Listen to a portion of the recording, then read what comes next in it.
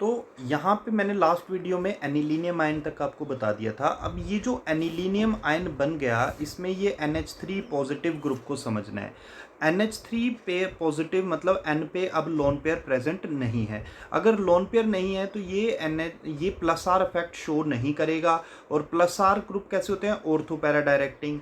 तो अब क्योंकि ये NH3 पॉजिटिव ग्रुप जो है ये प्लस आर इफेक्ट ही नहीं शो कर पाएगा, क्योंकि N पे लोन पेयर नहीं है। प्लस वो शो करते हैं जहां लोन पेयर हो और वो डोनेट कर सकता हो। डोनेशन जहां होगी वो पॉजिटिव इफेक्ट शो करेगा, पर डोनेशन तो तब करता जब लोन पेयर होते। तो अब क्योंकि N पे लोन पेयर नहीं है तो ये प्लस आर इफेक्ट शो नहीं करेगा। और इसीलिए जब नाइट्रेशन करते हैं तो नाइट्रेशन करते टाइम पहले भी बताया आपको, जो इलेक्ट्रोफाइल ज्वाइन होता है यानी जो पॉजिटिव पार्ट ज्वाइन होता है वो होता है NO2 पॉजिटिव, जिसको नाइट्रोनियम आयन कहते हैं। वो अगर तो प्लस आर ग्रुप होता तो ऑर्थो पैरा पे ज्वाइन होता, पर क्योंकि अब ये प्लस आर इफेक्ट शो नहीं करेगा तो ये कोई श्योरिटी नहीं है कि वो ऑर्थो पैरा पे ही ज्वाइन होगा। अब वो मेटा पे भी ज्वाइन हो सकता है और होगा भी। और इसीलिए जब हम डायरेक्ट नाइट्रेशन करें तो काफ़ी ज़्यादा प्रोडक्ट जो है वो मेटा नाइट्रो एनिलीन का भी बन जाएगा, जो कि हमारा एक्सपेक्टेड प्रोडक्ट नहीं है। हम चाहते हैं एनिलीन की नाइट्रेशन करना, और हमारे अकॉर्डिंग ये NH2 जो है इस पे क्योंकि N पे लोन पेयर है, लोन पेयर है तो ये प्लस आर इफेक्ट शो करेगा। और प्लस आर शो करेगा तो जो NO2 ग्रुप थे बेटा वो ऑर्थो और पैरा पे ज्वाइन होने चाहिए, ना कि मेटा पे। पर इसके अकॉर्डिंग क्योंकि ये प्लस आर इफेक्ट नहीं है तो इसके अकॉर्डिंग फिर NO2 ग्रुप जो है वो कौन सी पोजीशन पे ज्वाइन होना शुरू हो जाएगा? मेटा पोजीशन पे भी। तो ये प्रॉब्लम आएंगी डायरेक्ट नाइट्रेशन में। मैं एक बार रिपीट कर देता हूँ। पहले हमने कहा कि पहली प्रॉब्लम क्या है? नाइट्रिक एसिड एक अच्छा ऑक्सीडाइजिंग एजेंट भी है। ऑक्सीडाइजिंग एजेंट है तो ये ऑक्सीडाइज कर देगा एनिलीन को और क्या बना देगा? Para benzoquinone. तो ये हमारा नाइट्रेशन का प्रोडक्ट नहीं है, तो ये भी बन जाएगा। इसलिए अच्छा है कि डायरेक्ट नाइट्रेशन ना करो। दूसरी प्रॉब्लम ये आ जाएगी कि नाइट्रिक एसिड होने से जो एनिलीन है, क्योंकि एनिलीन बेस होता है तो उसका काम होता है लोन पेयर डोनेट करके H पॉजिटिव ले लेना, और ऐसा करने से वो बना देगा एनिलीनियम आयन। और क्योंकि एनिलीनियम आयन में अब NH3 पॉजिटिव आ गया रिंग पे, वो प्लस आर इफेक्ट शो नहीं करेगा। तो अब NO2 सिर्फ ऑर्थो पैरा पे नहीं बल्कि मेटा पे भी जाएगा और मेटा प्रोडक्ट बनेगा, तो वो भी हमारा एक्सपेक्टेड प्रोडक्ट नहीं है। इसीलिए डायरेक्ट नाइट्रेशन नहीं करते हैं। अच्छा, इसमें यहाँ पे एक ये पॉइंट डिस्कस है, लेकिन इसको मैं बाद में डिस्कस करता हूँ, पहले टॉपिक कंटिन्यू करता हूँ। तो होगा क्या कि NH3 पॉजिटिव जो मैंने कहा can also direct nitronium ion. Nitronium कौन सा होता है? NO2 positive to meta position, hence we get mixture of products by direct nitration method. तो डायरेक्ट नाइट्रेशन करने का कहता कोई फायदा नहीं होगा, क्योंकि मिक्सचर बनेंगे। मिक्सचर कैसे कैसे बनेंगे देखिए मैं बता देता हूँ एक बार।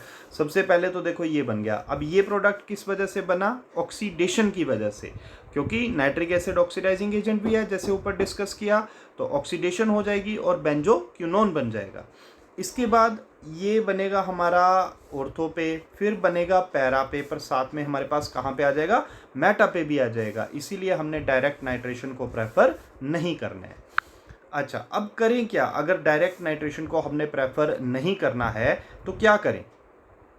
तो करना ये चाहिए अगर अब डायरेक्ट नाइट्रेशन नहीं कर सकते तो फिर अगर हमें अब NH2 रिंग जो एनिलीन है उससे NO2 ग्रुप ज्वाइन करना हो तो कैसे करें? तो अगेन इसके लिए सेम मेथड है। पहले हमें क्या करना पड़ेगा? एसिटाइलेशन करनी पड़ेगी। एसिटाइलेशन करने से क्या होता था, जो मैंने पीछे भी बताया कि NH2 की N पे जो लोन पेयर हैं वो रिंग को डोनेट करने की एबिलिटी कम हो जाती थी। तो अगर अब NH2 की रिंग को लोन पेयर डोनेट करने की एबिलिटी कम हो जाएगी तो उससे दोनों प्रॉब्लम्स, यानी पहले जो हम कह रहे हैं कि नाइट्रिक एसिड क्या करेगा? एनिलीन की ऑक्सीडेशन कर देगा और ये बेंजोक्विनोन बना देगा, तो ऑक्सीडेशन भी रुक जाएगी। क्योंकि ऑक्सीडेशन क्या होती है? ध्यान से सुनना। ऑक्सीडेशन होती है लॉस ऑफ इलेक्ट्रॉन, यानी इलेक्ट्रॉन लॉस होना। तो अब अगर हम एसिटाइलेशन करते हैं तो एसिटाइल ग्रुप जुड़ने से NH2 में N की लोन पेयर लूज करने की एबिलिटी कम हो जाएगी, तो ऑक्सीडेशन नहीं होगी। तो इसलिए बेंजोक्विनोन बनने की एबिलिटी भी कम हो जाएगी। और दूसरा अगेन, अब ये जो हमने प्रॉब्लम सेकंड प्रॉब्लम जो बताई, यहाँ पे भी तो यही हुआ कि N ने लोन पेयर डोनेट किए। ये जो NH2 था इसने क्या किया? इस NH2 ने लोन पेयर डोनेट किए और H पॉजिटिव गेन किया। तो हम वही तो चाहते हैं कि N के लोन पेयर डोनेट करने की एबिलिटी कम हो जाए, और इसके लिए हम क्या कर रहे हैं, एसिटाइलेशन कर रहे हैं। तो अगेन अगर हम चाहते हैं कि डायरेक्ट नाइट्रेशन से नाइट्रेशन नहीं हो रही है और हम चाहते हैं कि NO2 ग्रुप ज्वाइन हो, तो हमें पहले क्या करना पड़ेगा, एसिटाइलेशन करनी पड़ेगी। जैसा ये मेंशन है कि by acetylation of aniline its nitration can be controlled. अब कैसे, देखिए सेम उसी तरह से पहले एनिलीन को रिएक्ट कर दो एसिटिक एनहाइड्राइड से। अब ये मैं कई बार बता चुका हूँ कि एसिटिक एनहाइड्राइड में ये 2 असाइल ग्रुप हैं। असाइल ग्रुप होता है H पॉजिटिव रिप्लेसर, तो एक असाइल ग्रुप जो है यानी CH3CO वो NH2 के H की जगह पे आ जाएगा। H पॉजिटिव रिप्लेसर होता है असाइल ग्रुप। तो हमारे पास बन गया ring NH C double bond OCH3 और माइनस CH3COH, ये बाय प्रोडक्ट निकल गया। ऊपर ये जो पिरिडीन लिखा है ये बेस होता है, बेस इसलिए क्योंकि ये एसिड है बाय प्रोडक्ट। तो अगर रिएक्शन रिवर्स ना हो इसलिए इसको बेस ले लिया, बेस इस एसिड को न्यूट्रलाइज कर देगा और रिएक्शन को रिवर्स होने से रोकेगा। अब ये जो प्रोडक्ट बन गया ये भी मैं कई बार डिस्कस कर चुका हूँ कि ये भी इंपॉर्टेंट है, एसिटेनिलाइड है। इसका IUPAC नेम बोलोगे तो एन फिनाइल और इथेन अमाइड। अब एसिटेनिलाइड जो है, क्योंकि इसमें पहले भी डिस्कस किया कि N अपने लोन पेयर इधर और C डबल बॉन्ड O के O पे आ जाते हैं, तो N की रिंग को डोनेट करने की एबिलिटी कम हो जाएगी। और इसीलिए अब अगर आप इसकी नाइट्रेशन करते हो एसिटेनिलाइड की, तो NO2 ग्रुप अटैक करेगा कहाँ पे, पैरा पे। ऑर्थो पे क्यों नहीं अटैक करेगा, जो पीछे भी समझाया था ब्रोमिनेशन में स्टेरिक हिंड्रेंस हो जाएगी, तो इसीलिए NO2 ग्रुप यहाँ पे अटैक होगा। और अब फाइनल पॉइंट ये होगा कि ये जो प्रोडक्ट बन गया हमारा NO2 ग्रुप जॉइन होने से, ये तो बना 4 नाइट्रो एसिटेनिलाइड, लेकिन हम चाहते हैं कि ये जो ग्रुप है यहाँ पे एसिटेनिलाइड ग्रुप ना हो बल्कि एनिलीन बने, यानी NH2 चाहते हैं, ना कि यहाँ पे C डबल बॉन्ड OCH3। तो अगेन सेम वही चीज़ जो मैंने पीछे भी बोली थी कि आप इस असाइल ग्रुप को हटाना चाहते हो तो वाटर से रिएक्ट कर दो, क्योंकि असाइल ग्रुप अभी अभी बोला मैंने वो होता है H पॉजिटिव रिप्लेसर। तो ये असाइल ग्रुप इस H पॉजिटिव को रिप्लेस कर देगा, यानी खुद इसकी जगह पे आ जाएगा। तो बाय प्रोडक्ट निकल जाएगा CH3COH, और ये H इस CH3CO ग्रुप की जगह आ जाएगा, तो एनिलीन बन जाएगा। और इस तरह से बन गया हमारे पास 4 नाइट्रो एनिलीन। तो ये मेथड है हमारा एनिलीन की नाइट्रेशन का। मैं एक बार शॉर्ट फॉर्म में डिस्कस कर देता हूँ, एक्सप्लेन कर देता हूँ। डायरेक्ट नाइट्रेशन नहीं करना। क्यों? नाइट्रिक एसिड होता है स्ट्रॉन्ग ऑक्सीडाइजिंग एजेंट, और स्ट्रॉन्ग ऑक्सीडाइजिंग एजेंट है तो वो एनिलीन की ऑक्सीडेशन कर देगा और क्या बना देगा, पैरा बेंजोक्विनोन ये बना देगा। दूसरा हमने क्या कहा कि दूसरी प्रॉब्लम ये होगी कि NH2 का N जो है वो लोन पेयर डोनेट करके नाइट्रिक एसिड है तो उससे H पॉजिटिव ले लेगा और एनिलीनियम आयन बना देगा। अब ये जो एनिलीनियम आयन है इसमें ये जो NH3 पॉजिटिव है ये +R नहीं शो करेगा। +R वो शो करते हैं जो डोनेट करते हो इलेक्ट्रॉन, डोनेट वो करते हैं जहां लोन पेयर हों। तो यहाँ पे N पे कोई लोन पेयर नहीं है, इसलिए ये +R शो नहीं करेगा। तो सिर्फ अगर +R होता तो ऑर्थो पैरा पे जाता, लेकिन क्योंकि ये +R शो नहीं करेगा इसलिए अब NO2 पॉजिटिव जो होगा नाइट्रेशन करते वो मेटा पे भी जाएगा और हमारे पास मेटा प्रोडक्ट भी बनना शुरू हो जाएगा। और ओवरऑल हमारे पास मिक्सचर ऑफ प्रोडक्ट बनेंगे जिसमें बेंजोक्विनोन आ गया, ऑर्थो आ गया, पैरा आ गया और साथ में मेटा भी आ गया। तो जब इतने सारे मिक्सचर्स बन रहे हैं तो एक भी यूजफुल प्रोडक्ट नहीं होगा और उनको एक दूसरे से सेपरेट करना ही एक इम्पॉसिबल टास्क हो जाएगा। तो डायरेक्ट नाइट्रेशन नहीं करनी है। और करनी कैसे है फिर? पहले आप एसिटाइलेशन करोगे। एसिटाइलेशन का क्या रीज़न होता है? ये सेम जो ब्रोमिनेशन टॉपिक में भी बताया, वो NH2 ग्रुप की इलेक्ट्रॉन डोनेट करने की एबिलिटी को कम कर देता है। अच्छा, तो ये सारा हमारे पास नाइट्रेशन से रिलेटेड आ गया। अब देखिए नेक्स्ट डिस्कस करते हैं। नेक्स्ट हमारे पास है सल्फोनेशन। अब सल्फोनेशन में क्या है, सल्फ्यूरिक एसिड से रिएक्शन करते हैं H2SO4 से। तो H2SO4 को कैसे लिखते हैं? HO और SO3H। तो हमारे पास कौन अटैक करेगा रिंग पे? देखो OH तो होता है नेगेटिव और SO3H होता है पॉजिटिव, और रिंग पे कौन अटैक करता है? पॉजिटिव। और क्योंकि NH2 ग्रुप +R है तो कहाँ पे अटैक करेगा? ऑर्थो और पैरा पे। पर ऑर्थो पे क्योंकि ये SO3H ग्रुप बड़ा है तो क्या होगा कि स्टेरिक हिंड्रेंस होगी, इसीलिए SO3H ग्रुप कहाँ पे आ गया? पैरा पे। अब ये जो प्रोडक्ट बन गया है इसके बारे में भी कुछ डिस्कशन करना इम्पोर्टेंट है, क्योंकि ये काफ़ी इंपॉर्टेंट कंपाउंड है। ये बन गया हमारा 4 एमिनो बेंजीन सल्फोनिक एसिड, और कॉमन नेम है इसका सल्फेनिलिक एसिड। दोनों नेम आपने ध्यान रखने हैं, खासकर कॉमन नेम क्या है, सल्फेनिलिक एसिड। अब इसमें एक और इम्पॉर्टेंट बात ये आती है कि ये जो सल्फेनिलिक एसिड बना, इसमें देखो ये NH2 ग्रुप कैसा है, बेसिक, और SO3H क्योंकि H पॉजिटिव रिलीज कर सकता है तो ये है एसिडिक। तो ये दोनों ही आपस में रिएक्ट कर जाएंगे, यानी ये क्या करेगा, ये H पॉजिटिव लूज करेगा और NH2 H पॉजिटिव गेन कर लेगा। तो NH2 जब H पॉजिटिव गेन करेगा ये बन गया NH3 पॉजिटिव, और SO3H ने जब H पॉजिटिव लूज कर दिया ये बन गया SO3 नेगेटिव। तो ये जो सब्सटेंस बना, जिसको आप ये चीज़, ये जो सामने दिख रहा है, इसको मैं मार्क कर रहा हूँ, ये सब्सटेंस में ये मॉलिक्यूल ओवरऑल एक ही है, लेकिन इस पे पॉजिटिव चार्ज भी आ गया और नेगेटिव भी आ गया। तो ऐसी कोई स्पीसीज जो बनती हैं जिन पे एक ही मॉलिक्यूल के अंदर पॉजिटिव चार्ज भी आ जाए और नेगेटिव चार्ज भी आ जाए, तो ऐसी स्पीसीज को हम नाम देते हैं ज्विटर आयन या फिर डाइपोलर आयन। ये इंपॉर्टेंट वर्ड है, इसको ध्यान रखें। ऐसी स्पीसीज जहां एक ही मॉलिक्यूल में जो हैं वो 2 डिफरेंट एटम्स हैं, और उसमें एक एटम पे तो पॉजिटिव चार्ज आ गया और एक एटम पे नेगेटिव चार्ज आ गया। अच्छा, तो ये था सल्फोनेशन का। अब ये एक इम्पॉर्टेंट पॉइंट रह जाता है इसका कि एनिलीन की फ्रीडल क्राफ्ट रिएक्शन नहीं करनी है।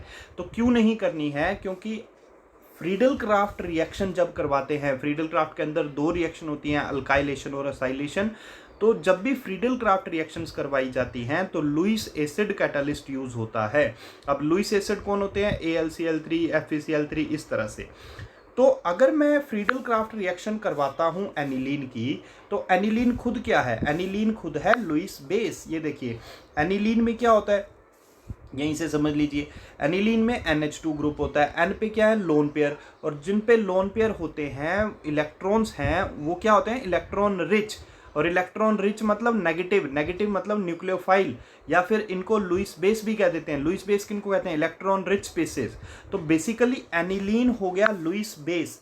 और अगर मैं इसकी फ्रीडल क्राफ्ट रिएक्शन करवाऊं, तो फ्रीडल क्राफ्ट रिएक्शन में मैं जिस मॉलिक्यूल से रिएक्शन करवाना चाहता हूं उससे वो रिएक्ट ना करके जो फ्रीडल क्राफ्ट रिएक्शन करवाने के लिए कैटालिस्ट लूंगा, कौन कैटालिस्ट यूज होता है, लुईस एसिड, वो उसी से रिएक्ट कर जाएगा और कम्प्लेक्स बना देगा। तो रिएक्शन जिससे मैं चाहता था रिएक्शन करने उससे तो नहीं होगी, लेकिन रिएक्शन के कैटालिस्ट जो है, अब कैटालिस्ट हम कहते हैं वो अनरिएक्टिव रहना चाहिए, जैसा है वैसे रिएक्शन के एंड में भी।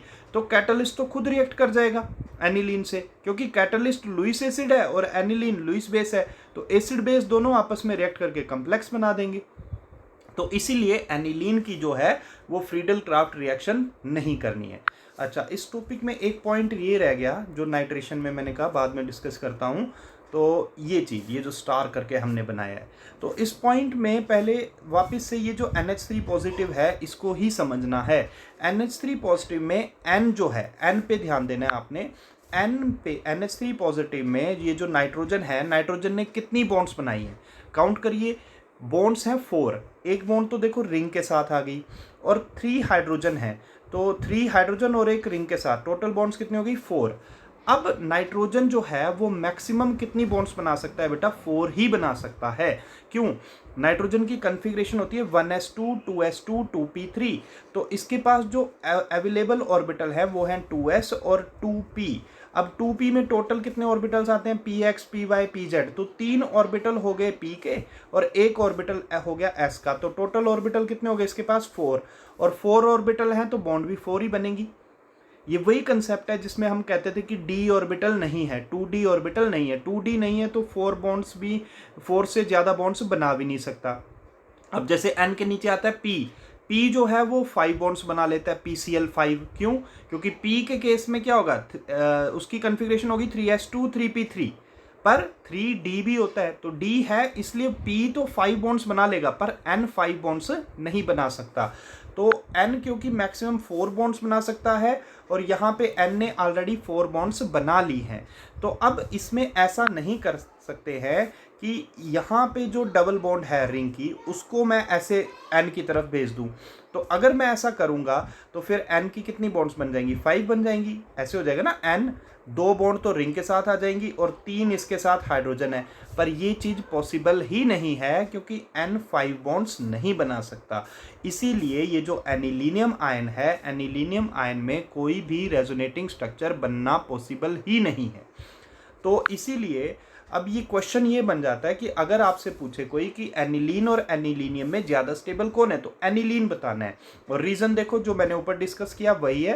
अब इसको लिखा कैसे जाना है, देखिए aniline is more stable than anilinium ion because resonating structures of aniline are possible. Aniline के तो बन जाएंगे, बनाए भी हैं पीछे, but resonating structures of anilinium ion are not possible because nitrogen can not form 5 bonds due to absence of 2d orbitals. तो ये चीज़ आपने ध्यान देनी है कि n यहाँ पे ऑलरेडी 4 बॉन्ड्स बना चुका है, और बॉन्ड वो बना नहीं सकता कि लोन पेयर रिंग से इलेक्ट्रॉन ले ले और फिर वो ऑर्थो पे पॉजिटिव और फिर वो पैरा पे फिर ऑर्थो पे इस तरह से इलेक्ट्रॉन्स घूम सकें।